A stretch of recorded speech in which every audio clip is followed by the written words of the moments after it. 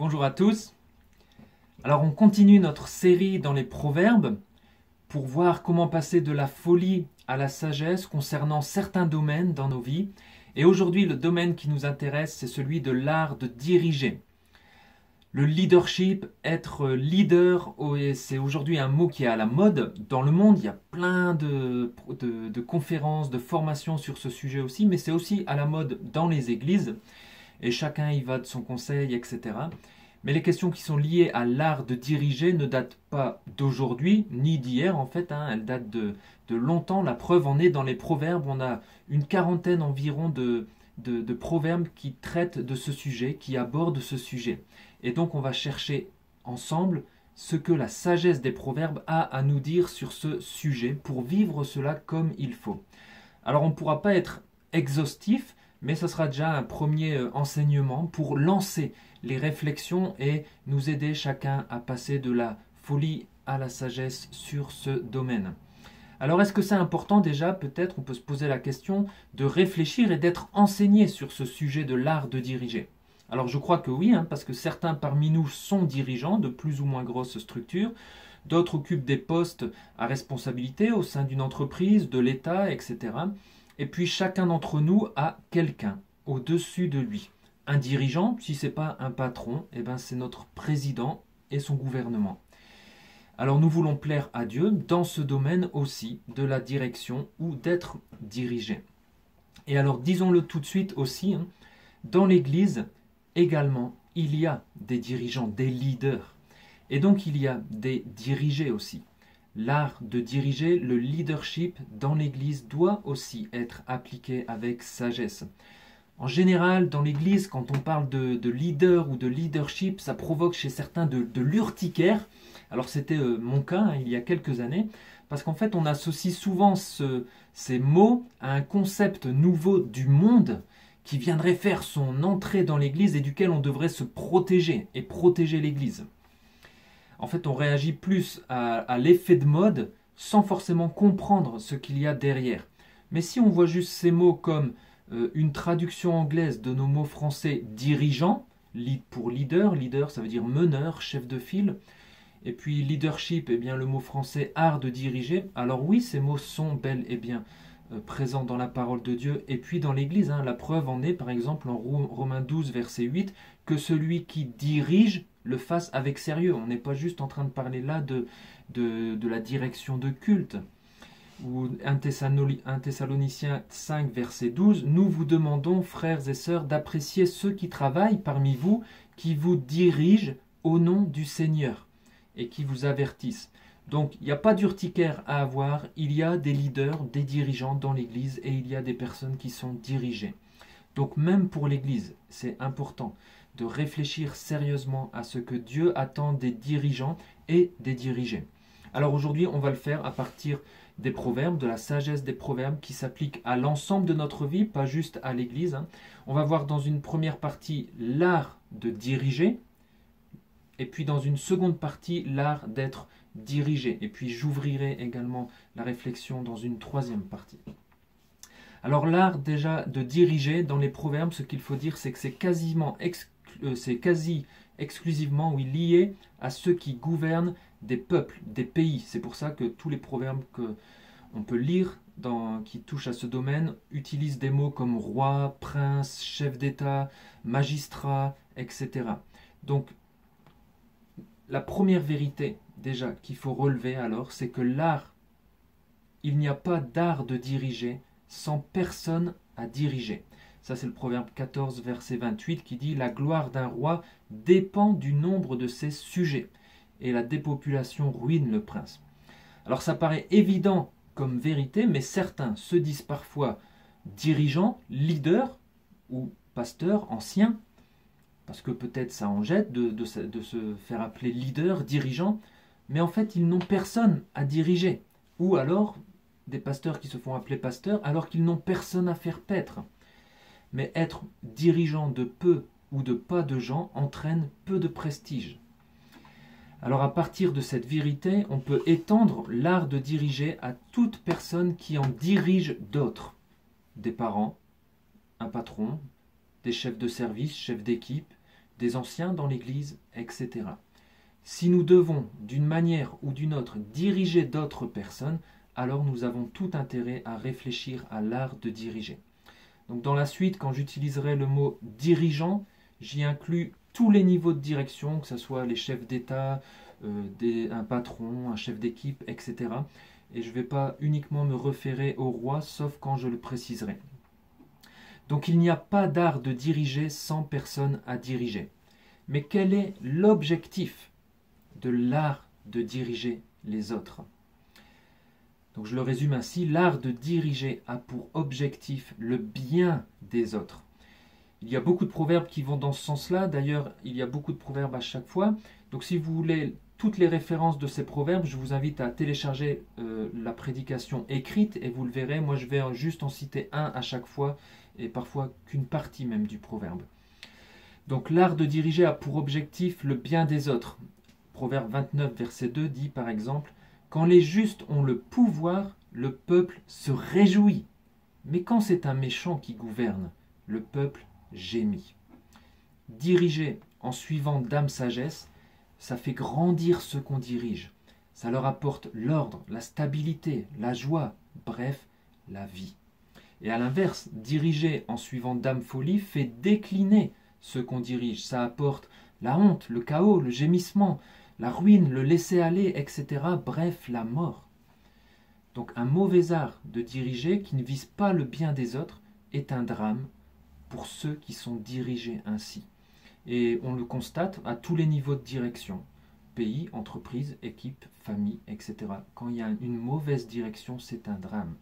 Et regardez juste l'actualité en ce moment, il y a plein de cas concrets qui nous montrent tout cela. Donc déjà, à partir de là, on est peut-être un peu en porte-à-faux avec la pensée du monde. L'art de diriger, c'est pas juste un truc pour soi. C'est pas juste un truc pour qu'un dirigeant puisse se vanter de ses compétences de leader, etc. Un dirigeant sage ne pense pas à lui, il pense aux autres. Il recherche le bien des autres, il est à leur service. Et là, je cite une citation. Dans l'Antiquité, les rois portaient le titre de pasteur pour leur rappeler que leur devoir était de faire en sorte que le peuple prospère. Je trouve ça excellent. Et ça colle très bien aussi avec les dirigeants dans l'Église. L'art de diriger a pour objectif le bien des autres. Mais alors, comment fait-on pour bien diriger? C'est quoi concrètement l'art de diriger, le bon leadership? De quoi est-ce qu'il est constitué? Qu'est-ce qu'il faut éviter? C'est ce qu'on va voir maintenant avec plusieurs points pratiques. Déjà, l'art de diriger, c'est s'entourer de conseillers. Proverbe 11, verset 14. Quand un peuple n'est pas bien gouverné, il décline. Le salut se trouve dans le grand nombre de conseillers. Tout être humain est limité, nous ne pouvons pas penser à un tout, et un dirigeant qui doit prendre une décision importante pour le bien de tous devrait prendre conseil avant auprès de personnes dignes de confiance qui ont fait leurs preuves, etc. Et il y trouvera bien souvent son avantage.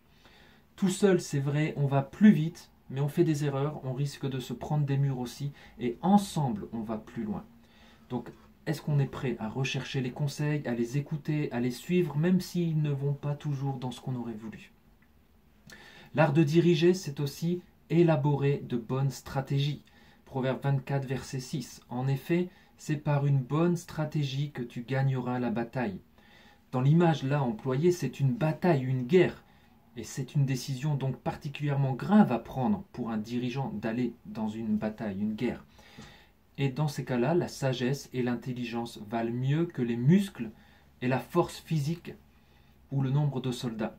Une bonne stratégie permet bien souvent aux dirigeants d'acquérir la victoire. L'art de diriger inclut donc une réflexion sérieuse avant de prendre une décision, avant de se lancer dans quelque chose. Donc est-ce qu'on a des réflexions sérieuses avant de nous lancer et puis d'embarquer tous les autres aussi avec nous dans quelque chose? Est-ce qu'on a une stratégie qui va nous guider? L'art de diriger, c'est aussi agir après examen des choses. Proverbe 25, verset 2, « La gloire de Dieu, c'est de tenir certaines choses cachées, mais la gloire du roi, c'est de s'enquérir soigneusement des choses. » Si c'est la gloire de Dieu que de tenir pour les hommes des choses cachées, qu'il ne nous révèle pas, L'honneur des dirigeants est au contraire d'examiner soigneusement les choses, de les scruter, de les sonder et d'agir après cet examen attentif. Combien de fois, avec mes enfants, avec mes collègues que je dirigeais à une époque, et même dans l'Église, combien de fois j'ai agi sans avoir pris le temps d'examiner soigneusement les choses, de prendre connaissance des faits, etc. Mais par la grâce de Dieu, j'espère que je progresse là-dessus. Dans les proverbes, là où l'art de diriger est lié particulièrement quand même aux dirigeants d'un pays qui doivent rendre justice, il est question aussi alors de sonder les choses pour découvrir ce qui pourrait être caché, ce qui pourrait être mal et caché, et les mettre en lumière. Et là on touche ici alors à la notion de justice, et ça nous amène à un autre point. L'art de diriger, c'est être juste et droit. Je cite juste le proverbe 16, versets 10 à 11, il y en a une ribambelle là-dessus. Quand le roi se prononce, ses paroles ont valeur de déclaration divine, que sa bouche n'aille donc pas à l'encontre du droit. Un dirigeant devrait être connu pour sa justice et son équité. C'est par la justice et l'équité qu'il fait du bien aux autres, que la nation grandit, qu'il élève la nation ou l'entreprise, etc. Et c'est par la justice et l'équité que son autorité s'affermit, qu'il gagne en renommée, qu'il gagne la confiance de ceux qu'il dirige.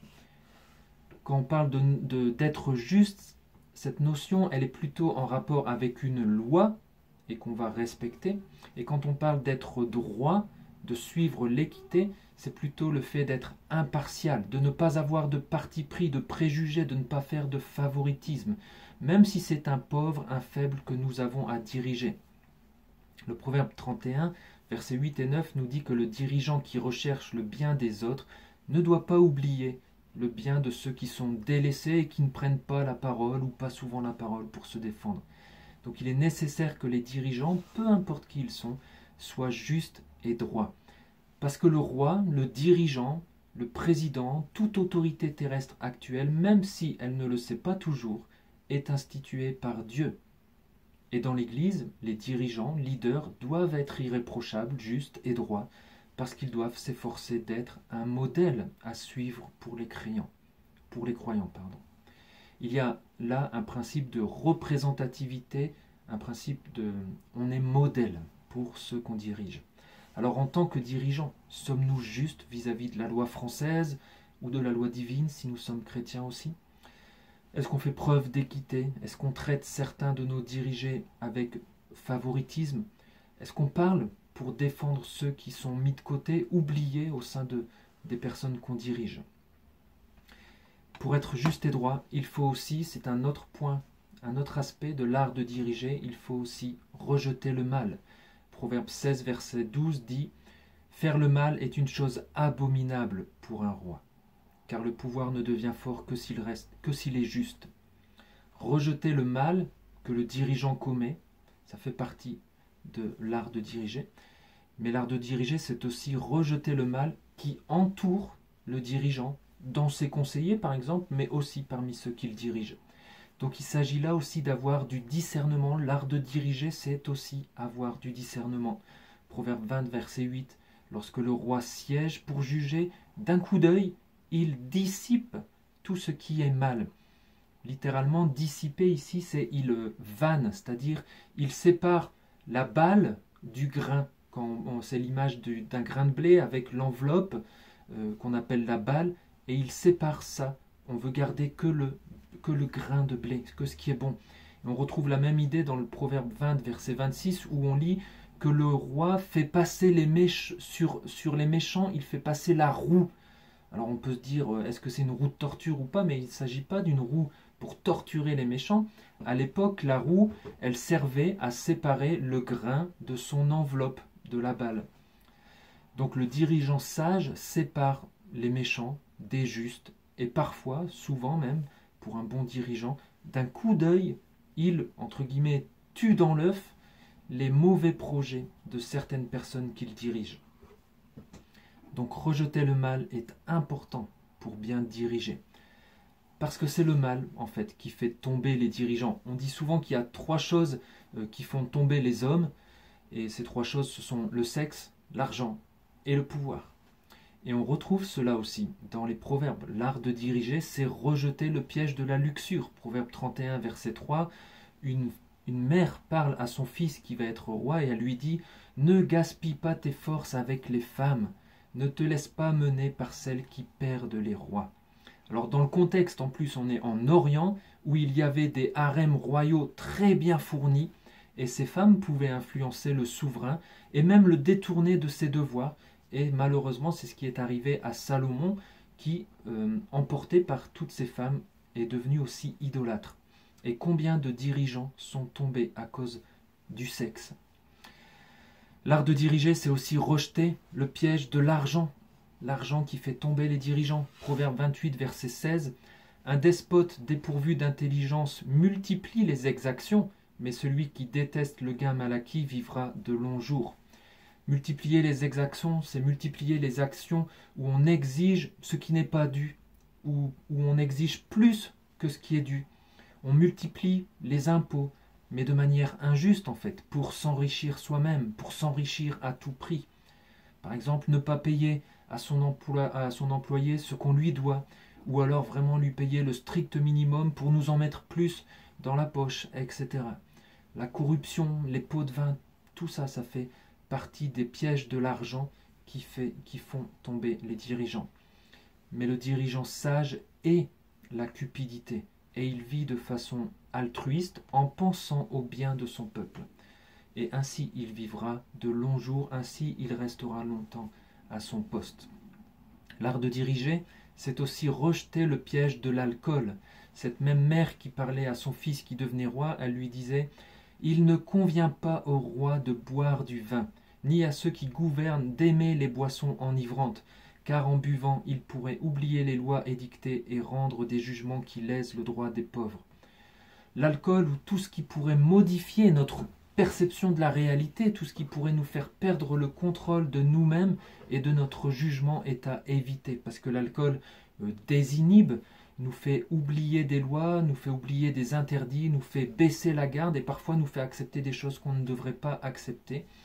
Et pour un dirigeant, eh bien, ce n'est pas bon, parce que ça nuit à sa faculté de prendre des décisions sages. Et aussi, quand le dirigeant doit être juste et droit et qu'il doit rejeter le mal, il doit aussi, parfois, l'art de diriger, c'est aussi appliquer la juste sentence à qui le mérite. Proverbe 14, verset 35, le roi accorde sa faveur à ceux qui le servent avec intelligence, mais sa colère atteint celui qui fait honte. Parfois, il suffira d'une simple remarque, d'une simple critique, pour qu'une personne comprenne. Parfois, il faudra sévir plus rudement. Dans les entreprises, on trouve différents niveaux de punition, j'allais dire. On trouve des blâmes avant d'être licencié, etc. Mais l'art de diriger, c'est aussi parfois se méfier de sa propre colère de dirigeant. Et encore une fois, c'est là où il est bon du coup d'avoir un grand nombre de conseillers autour de soi et de prendre du temps pour écouter et pour se laisser conseiller avant de sévir. Parce que parfois ça va peut-être nous faire évoluer sur notre jugement. Si l'art de diriger, c'est appliquer la juste sentence à qui le mérite, l'art de diriger, c'est aussi accorder sa faveur, sa bonté à qui le mérite.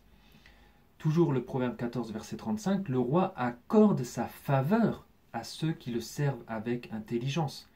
Un dirigeant sage témoigne de la faveur à ceux qui le méritent. Par son visage, il peut motiver les troupes, annoncer la sérénité, la joie, le bonheur, la vie, la générosité du supérieur. L'art de diriger, c'est aussi se montrer gentil, bon, généreux. Et ce n'est pas du tout avoir une image de dirigeant dur ou rude. Le proverbe 20, verset 28 dit « La bonté et la fidélité du roi assurent sa protection. Oui, par sa bonté, il affermit son trône. » Le dirigeant sage gagne le respect et le soutien de ses gens en étant bon et fidèle. Il se maintient à une position de dirigeant d'autorité par sa bonté et non par sa tyrannie. Alors on a tiré là beaucoup de bons conseils des proverbes, mais maintenant il ne nous faut pas oublier non plus le fondement des proverbes. On peut appliquer tous ces proverbes qu'on a vus précédemment, toutes ces vérités, tous ces bons principes, on peut les appliquer, mais il nous manquerait quelque chose si on ne va pas jusqu'au bout de ce que nous invite à vivre les proverbes, à savoir le fondement, à savoir la crainte de Dieu. L'art de diriger s'accomplit aussi dans la crainte de l'Éternel. Proverbe 8, versets 15 et 16, « C'est par moi que règnent les rois, et que les dirigeants décrètent des lois justes. Par moi gouvernent tous les chefs, tous les hommes d'État et tous les magistrats sur terre. » C'est la sagesse qui parle ici. Et la sagesse dans les proverbes et le reste de l'écriture commence par la crainte de l'Éternel.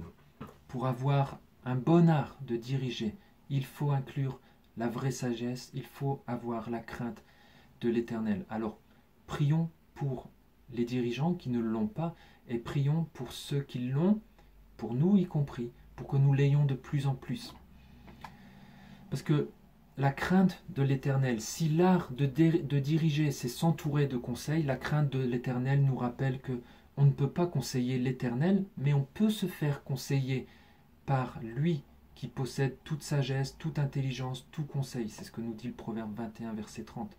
Le dirigeant n'est pas Dieu, Dieu est au-dessus du dirigeant, et on ne peut rien faire contre Dieu.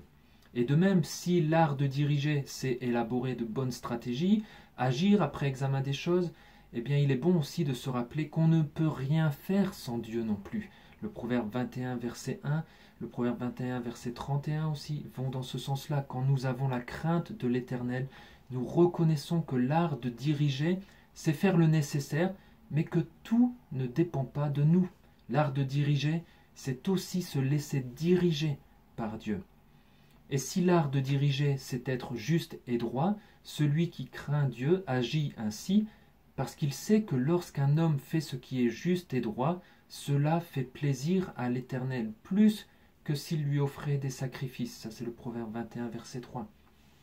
Et puis de plus, pour faire ce qui est juste et droit, pour rejeter ce qui est mal, pour savoir discerner entre ce qui est bien et ce qui est mal, eh bien, il faut avoir une loi qui nous dépasse nous-mêmes, on dit une loi qui nous transcende, et c'est ce qu'indique le Proverbe 29, verset 18. Quand il n'y a plus de révélation divine, le peuple se laisse aller. Heureux celui qui obéit à la loi de Dieu. Pour celui qui veut diriger dans la crainte de l'Éternel, la loi qui le transcende, la loi qui va le diriger, la loi qui va lui permettre de discerner entre le bien et le mal, c'est la loi de Dieu. Et on a besoin de la crainte de l'Éternel pour bien diriger en suivant cette loi aussi. Et enfin, si l'art de diriger, c'est appliquer la juste sentence à qui le mérite parmi ceux que nous dirigeons, il faut aussi se souvenir que l'Éternel aussi m'appliquera un jour la juste sentence. Ça, c'est ce que nous dit le Proverbe 24, versets 21 et 22. Voilà pour l'art de diriger. Et puisque l'art de diriger n'existe pas s'il n'y a personne à diriger, je vous propose de regarder maintenant la deuxième partie. Regardons ce que la sagesse des proverbes nous apprend sur ceux qui sont dirigés.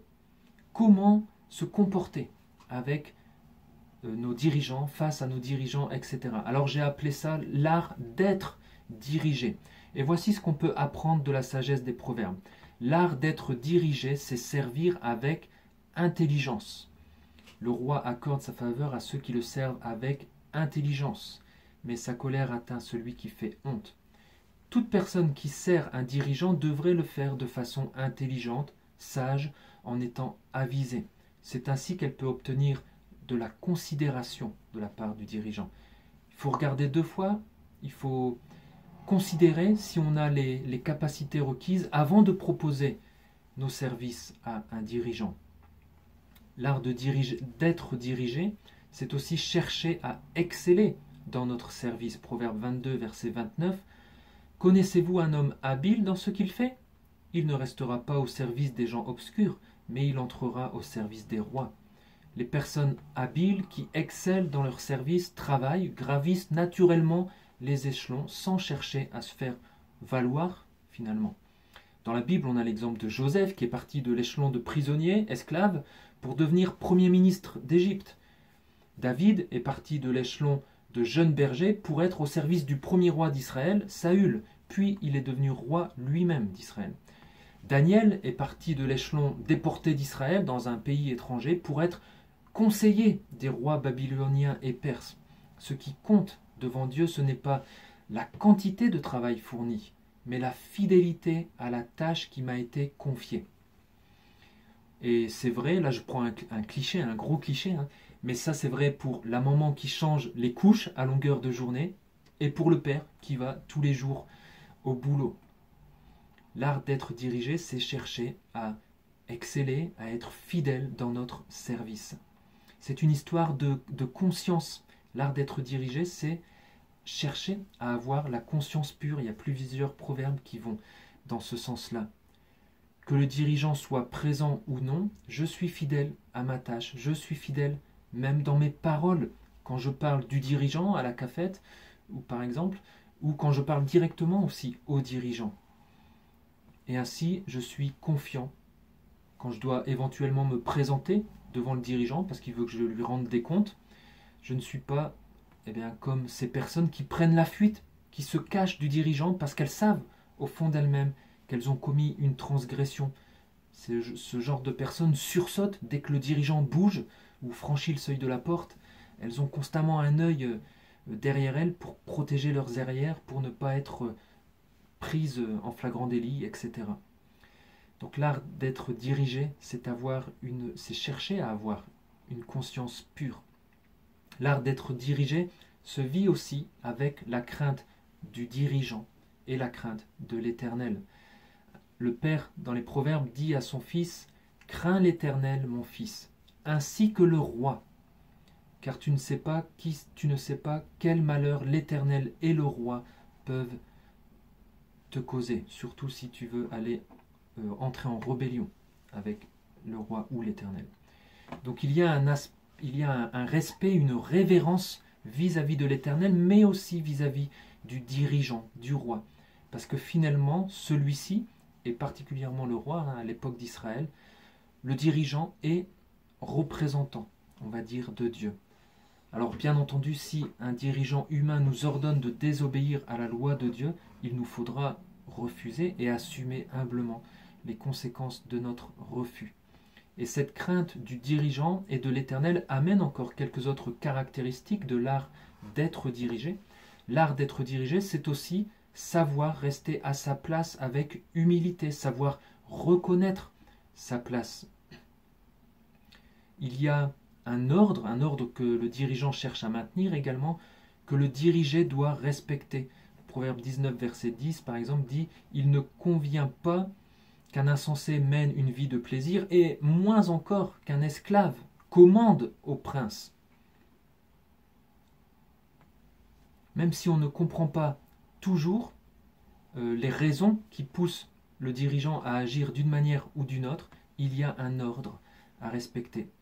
Parfois les dirigeants ont aussi des informations que nous n'avons pas et qui parfois même en démocratie doivent rester secrètes, et on doit respecter l'ordre qui est mis en place. Humblement, il faut reconnaître notre place sans en convoiter une plus haute par intérêt personnel. Il vaut mieux être invité à une place d'honneur, nous disent les proverbes aussi, que de l'occuper sans y avoir été invité et d'être ensuite humilié en public en présence du dirigeant. L'art d'être dirigé, c'est aussi se garder d'irriter un dirigeant et d'être maître de soi devant un dirigeant. Le proverbe 16, verset 14 dit également ceci: « Quand un roi se met en colère, sa faveur est comme une messagère de mort, mais l'homme sage saura l'apaiser. » Ou « Qui met le roi en colère se nuit à lui-même » Proverbe 20, verset 2. Puisqu'on ne sait pas quel malheur le dirigeant peut nous causer, l'art d'être dirigé, c'est se garder d'irriter un dirigeant. Car sa colère, sa fureur peut être messagère de mort, alors mort physique dans certains pays où la peine capitale est appliquée, prison à perpétuité dans d'autres ou non, blâme, licenciement dans une entreprise, etc. C'est se nuire à soi-même que d'irriter un dirigeant. Et si jamais cela arrive, un homme sage cherchera à apaiser la colère du dirigeant. Colère qui n'est pas tout le temps forcément juste, dirigeant qui n'est pas tout le temps forcément juste non plus. Donc on peut chercher à apaiser la colère du dirigeant. On le fera en faisant preuve de patience, de maîtrise de soi, de paroles vraies et douces, sans se laisser soi-même emporter par la passion, la susceptibilité ou la colère. Même les cœurs les plus durs, même les dirigeants au cœur qui nous semblent les plus durs peuvent céder face à de tels comportements. Et enfin, l'art d'être dirigé, c'est aussi être prudent. Proverbe 23, versets 1 à 3. Si tu es à table avec un dirigeant, considère bien qui tu as devant toi. Réfrène ton appétit si tu es un glouton. Ne te laisse pas tenter par ces bons plats, car il se pourrait que ces mets soient décevants. En fait, les dirigeants n'appliquent pas toujours l'art de diriger avec sagesse, comme nous l'avons vu dans la première partie. Les dirigeants ne sont pas tous désintéressés, ne sont pas tous à vouloir le bien des autres. Les dirigeants sont parfois trompeurs, hypocrites, corrompus, etc., injustes. Le proverbe là qu'on vient de lire, 23 versets 1 à 3, nous invite alors à la prudence, au discernement, à la modération devant ces dirigeants. Attention de ne pas tomber dans un piège qui pourrait nous nuire. Et finalement, ce que ce proverbe montre aussi, c'est que sur Terre, il n'y a pas de dirigeant parfait. Et il n'y a pas non plus de dirigés, j'appelle ça comme ça, les dirigés, il n'y a pas non plus de dirigés parfaits, il n'y a pas de dirigeant parfait. Et quand on regarde aux dirigeants dans la Bible, quand on étudie dans la Bible le thème des dirigeants, du roi ou de la royauté, tout converge en fait vers une personne en particulier, vers le dirigeant des dirigeants, vers le leader des leaders, ou plutôt vers le roi des rois, à savoir Jésus. Tout l'idéal évoqué par la sagesse des proverbes concernant le roi, les dirigeants, concernant l'art de diriger, cet idéal s'incarne en Jésus. C'est de Jésus qu'il est dit, en effet, un enfant nous est né, un fils nous a été donné, et la souveraineté reposera sur son épaule. On l'appellera merveilleux conseiller, prince de la paix, étendre la souveraineté, donner une paix sans fin au trône de David et à son royaume, l'affermir et le soutenir par le droit et par la justice, dès maintenant et pour toujours. Voilà ce que fera le zèle de l'Éternel. Jésus est le bon berger, le bon dirigeant d'un peuple qu'il dirige, ses disciples, son Église, ses brebis. L'art de diriger de Jésus, sa direction, son règne, a pour objectif le bien de ceux qu'il dirige. Jésus apporte à son peuple la vie et la vie en abondance. Les bons conseils sont à Jésus, parce que l'Esprit de l'Éternel lui donne intelligence, sagesse, conseil et force. Les paroles de Jésus ont valeur de déclaration divine, parce qu'il est lui-même la parole qui s'est faite homme.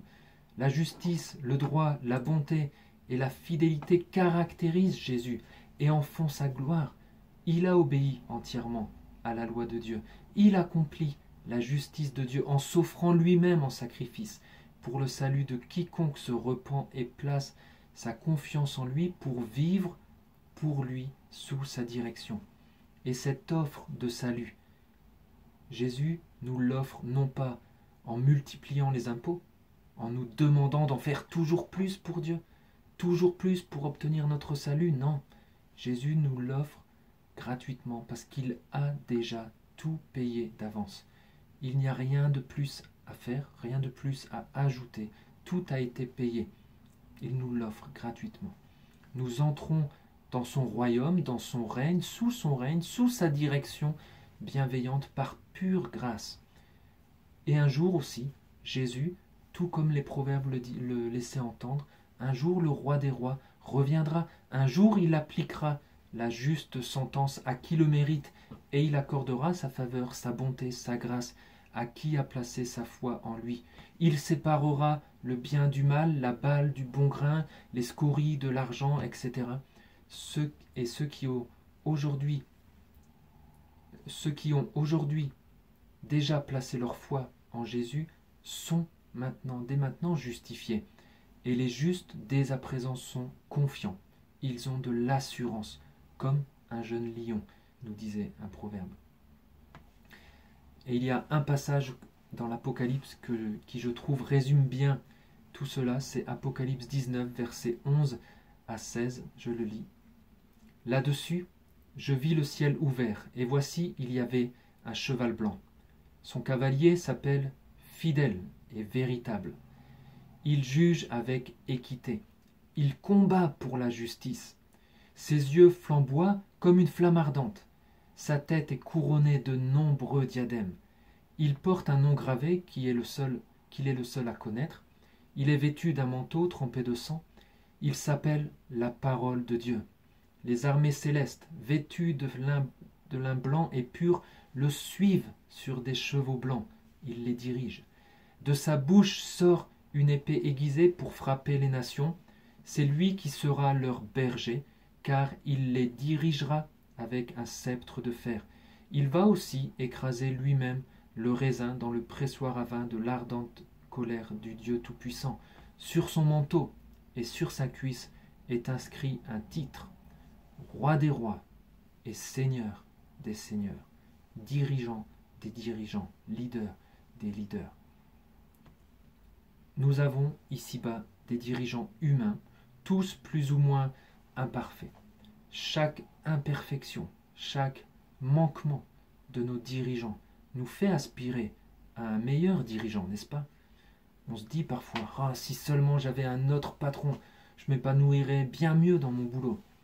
En fait, tous nos cris sont en fait tournés vers le dirigeant par excellence, vers Jésus.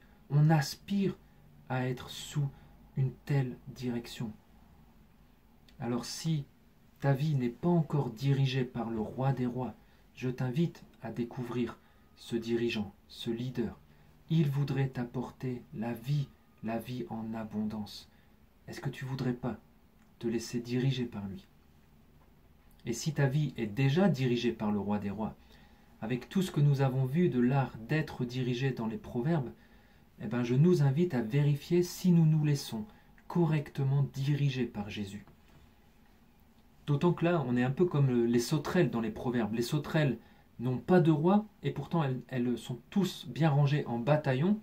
Le roi n'est pas visible, mais voilà, elles agissent comme ça. Nous, c'est pareil, notre roi actuellement n'est pas visible, mais est-ce qu'on est bien rangé en bataillon pour lui? Est-ce qu'on se laisse bien diriger par lui? En tout cas, dans tous les cas, continuons de chercher à progresser et à nous laisser de plus en plus diriger par le roi des rois. Si nous vivons, c'est pour lui. Si nous mourons, c'est pour lui. Et je conclus avec 2 phrases applicatives pour résumer l'art de diriger et l'art d'être dirigé. Concernant l'art de diriger, je résumerai tout cela ainsi. Dirigeons à l'image du roi des rois. Et concernant l'art d'être dirigé, je résumerai ainsi. Soyons dirigés comme pour le Seigneur, comme pour le roi des rois. Voilà, que Dieu nous aide dans notre art de diriger et dans notre art d'être dirigé.